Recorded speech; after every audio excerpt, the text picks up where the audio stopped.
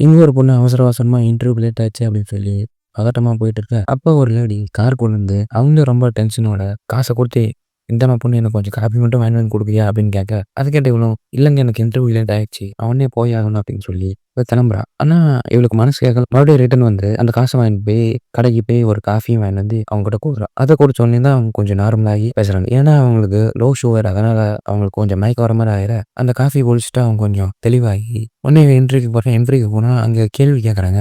அந்த கேள்விக்கு ஒரு பதில் தெரியுது. ஆனா அத சொல்றதுக்கு கொஞ்சம் பதட்டத்தோடயே சொல்லிட்டு இருக்க. கரெக்ட்டா அவன் ஆன்ஸர்ன்னு சொல்லி முடிச்சான். அவரு சொல்லிட்டே இருக்கும்போது திடீர்னு அந்த ரூம்க்குள்ள சீஃப் இன்டர்வியூவர் ஒருத்தர் வராரு. அவர் வந்து, "இந்த வேலைக்கான ஆள நாங்க ஏற்கனவே செலக்ட் பண்ணிட்டோம். நீங்க உங்களுக்கு இந்த வேலை இல்ல. அதனால நீங்க கிளம்பலாம்" அப்படின்னு சொல்லிட, இத கேட்ட இவளும் ரொம்ப வருத்தத்தோட அங்கருந்து எந்திரிச்சு வெளிய வந்து ரொம்பவே ஃபீல் பண்றா. என்னடா இது இந்த வேலை நமக்கு கிடைச்சிரும். நம்மளும் ரொம்ப நம்பிக்கையோடவே இருந்தோம். ஆனா நமக்கு இந்த வேலை கிடைக்காம போயிடுச்சே அப்படின்னு சொல்லி ஃபீல் பண்ணிட்டு அவளும் வீட்டுக்கு போயிறா. வீட்டுக்கு போயிட்டு அடுத்த நாள் ஆகுது. அப்ப திடீர்னு அவ வீட்டுக்கு ஒரு லெட்டர் வருது. என்னன்னா, "உங்களுக்கு அந்த வேலை கிடைச்சிருச்சு. நீங்க தான் இந்த வேலைக்கு செலக்ட் ஆயிருக்கீங்க" அப்படின்னு சொல்லி ஒரு ஆஃபர் லெட்டர் வர, அத பார்த்து இவளுக்கு ஒரே சந்தோஷம். "எப்புட்றா இந்த வேலை நமக்கு கிடைச்சிச்சு" அப்படின்னு சொல்லி உடனே ஆஃபீஸ்க்கு ரெடி ஆகி போனா, அங்க வந்து எல்லார்ட்டயும் பேசிட்டு இருக்கா.